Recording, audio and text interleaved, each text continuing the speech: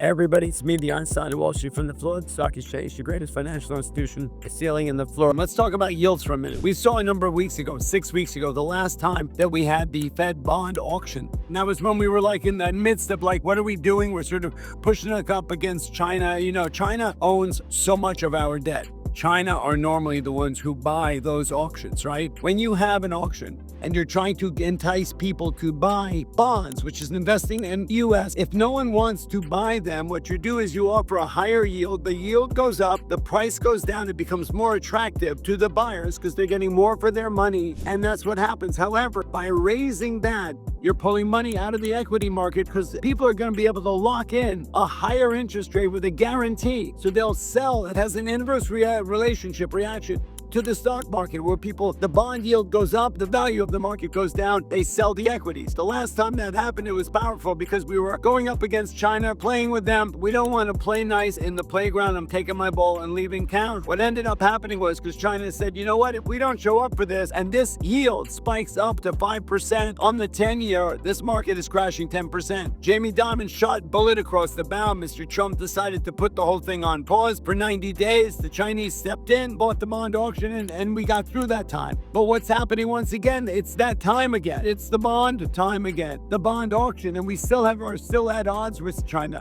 We still don't know a lot of the particulars about the tariff story, and what ended up happening was the 30-year. There's a 10-year and a 30-year. That's kind of like buying America. And right now, we just had a downgrade on Moody's. We've had a number of things that are putting a lot of pressure on the U.S. economy, and that we're not like great debt. And so in order to get people to buy the 30-year bond, the far off one, it spiked up to 5%, which puts once again an inverse. If you can lock in 5% in this environment for 30 years, people are going to rush to that because it's a guarantee. That's the way people hedge up their portfolio. That's what happened. So you're talking about 5%, 30 years was very attractive, and that put pressure on the market. Imagine that. I'm going to buy into the bonds. I'm going to get 5% guaranteed for 30 years. I'm going to sell my equities to create cash so I can do that. Now, when it comes to the 10-year, that's a different story. It's shorter term risk. And so when that spikes up, in order to get people to step in and buy it, when you're still at a little bit at odds with China,